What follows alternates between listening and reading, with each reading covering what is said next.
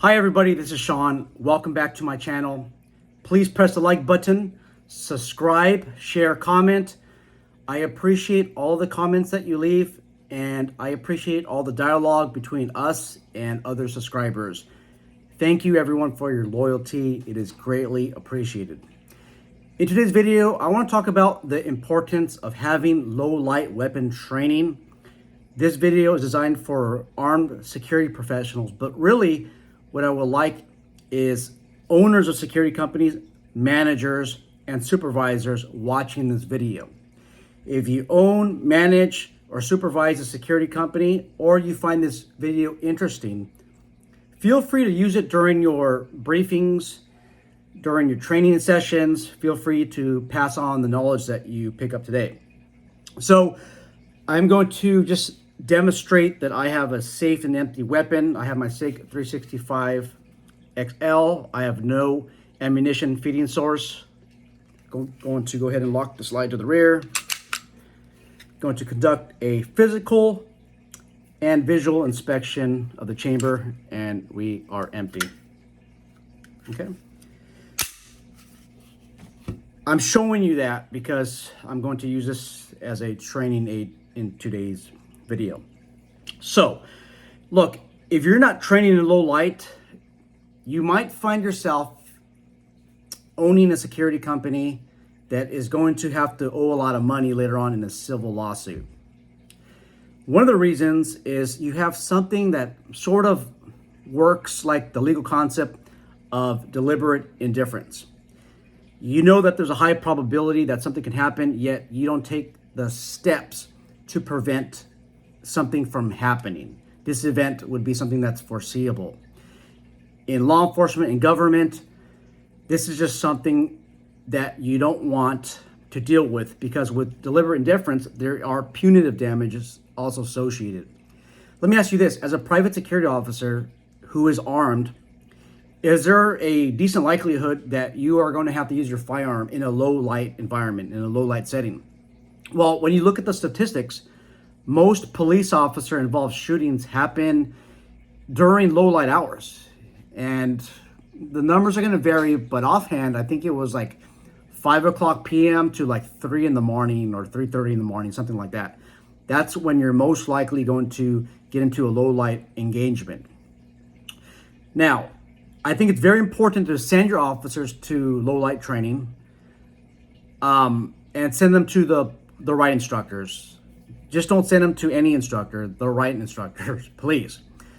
I just finished applying for a course called Tactical Firearms Low Light, and it took me like 3 weeks, but the California Commission on Peace Officer Standards of Training just approved the course. Just approved it. And I'm so excited because it took the longest time, and I worked with the post-training coordinator for my area, who was very helpful in helping me finish this course. Man, I'm just so excited. Anyhow, I'm also using this video as a tool to help me prepare for teaching this class, which will be in a couple of months. And it is a restricted class, unfortunately. But I want you guys to go out there and seek professional training by the right people. Here's one of the reasons why we need low light training. Most students, most armed security officers don't know about rods and cones. If you know all about rods and cones, in the comment section box below, let us know immediately, like right now, what is a rod and what is a cone as it relates to low light engagements. If this is a live chat, if you're reviewing this from live chat, comment below. And those of you who are watching this video are going to see that almost nobody comments, because almost nobody knows what these are. What is a rod and what is a cone? So rods and cones are photoreceptors. A rod is situated inside of your eye, and it works best in low light environments. You have 100 rods that are situated in your eye. All that they require is just a little bit of light. If you overwhelm the rods, you're going to get basically like whiteout. It's kind of like somebody shining light in your eyes. and then you're like, whoa, I can't see, I see spots. Well, your rods were overwhelmed. So you have 100 million of those. Cones, on the other hand, help you with identifying the sharpness of an image. It also helps you identify depth. You have about 6 million cones, and they work very poorly in low light environments. So what the heck does this have to do with private security work? What we're basically saying is you need to illuminate the source as best as you can to activate those appropriate photo sensors. If you're not doing that, then you are not going to clearly identify a threat. So for example, if somebody has a knife in a low light environment and they're approaching you, your cones are needed to identify sharpness and depth in order for you to identify that this is actually a knife. And a white light source would fulfill those requirements.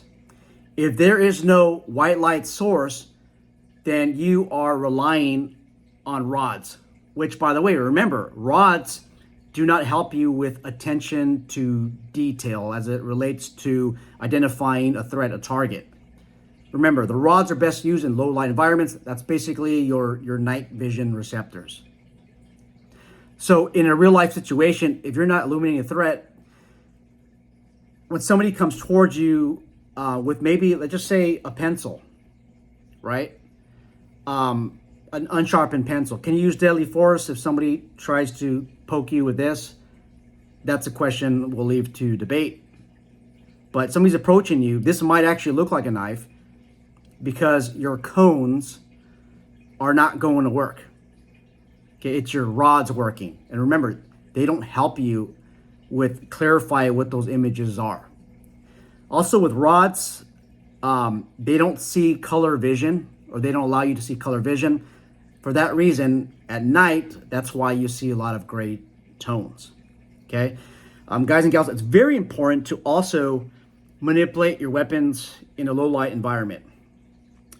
So I have my SIG 365 and I have my TLR7 light connected to my 365. This light is badass. I love it. It's so easy to actuate. So I have my master grip here, and with my support hand, okay, if I need to, I can rest it actually on here. But look how easy it is for me to actuate the buttons. It's right here. Look at how easy this is. Okay, so look at, I can have my master grip. Look at the same time actuating the button here. It's very positive clicks. But look, this is a skill, guys. Firing your gun while illuminating the source is a skill. It's a skill that everyone needs to learn. And you might think, well, I don't need much training for that. Okay, then go to the range in a low light environment, illuminate your target for, I don't know, maybe 3 seconds until you're able to target, identify, and then fire. The craziest things happen with the brain during low light training. When I did some low light courses in April or May of 2022, even the firearm instructors that I supervise right now, they told me that in a low light engagement, they would shut off their flashlight while reloading because they don't want their adversary to know where they're at, where their location's at. So I'm like, okay, I want to see you guys actually do that. So we did some stress calls, stress courses of fire as part of the overall course of fire, and they kept their light on. They're changing magazines with the light on. So what your brain actually does as compared to what you actually, when you compare what your brain wants to do and compare that to what actually happens in real life, there's a huge disconnect. Your brain cannot connect itself with experiences unless you actually had some of those physical experiences. Now, that would depend on what type of learner you are. I had the best of instructors, the best of students tell me that they're going to shut their light off while they're loading, reloading, and it never happens. Even when I give them 3 seconds to fire their gun,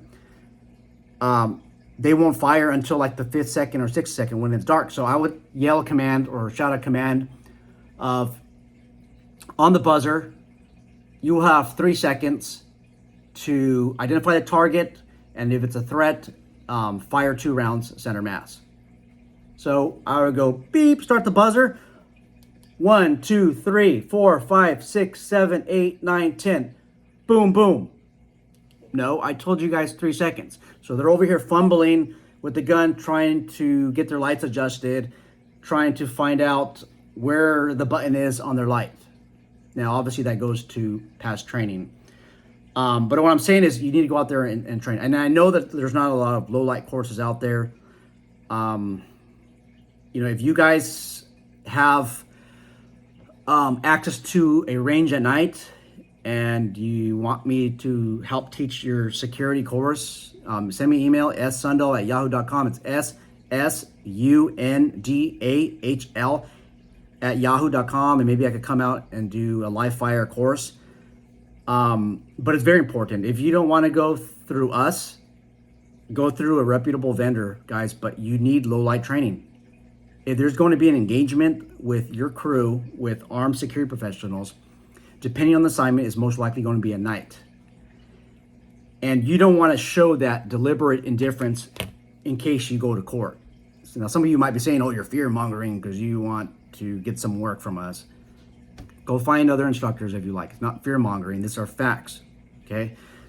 Where I work at, our policy requires us to go through low light training every single year. And there's also a case law that came out years ago, maybe 10 or 20 years ago, and the justices state that officers, police officers, shall train in low light environments. That should be part of their regular course of training. In California, the BSIS, the Bureau of Security Investigative Services, has adopted Tennessee versus Garner, which is a case that applies to peace officers, law enforcement officers across the nation. And that's a standard that they want private security to use. So private security in some circumstances can be held to a law enforcement standard. If you get an expert witness, almost guaranteed that expert witness is going to be former police officer that went maybe attorney or just law enforcement officer 20, 30 years, firearm cadre for 12 years. Somebody who is pretty much a tenured person, credentialed person, that's going to tell you that your security company was operating in a negligent manner because they did not seek out low light level training, even knowing that there could potentially be a low light self-defense encounter. And all that they're doing is just sending their officers to the BSIS qualification course, which is twice a year. Okay, every what is it now? 4 to 6 months, and that's not really training, and it's not training, guys. That if you run the BSIS course of fire, if you are an instructor, you run it, you're not really providing training. All you're doing is providing qualification. There's a huge difference between qualification and a huge difference between training. Training-wise, that's something that you're going to have to implement with your security company. So that's all I have. If your security company runs low light courses, or you require your security officers to run low light courses, to attend low light courses, let me know. And I can almost guarantee that almost no security companies do that. Maybe we'll do a toll. So that's all I got, guys. SIG 365, TLR sub. Awesome. All right, guys, I'm out. Take care.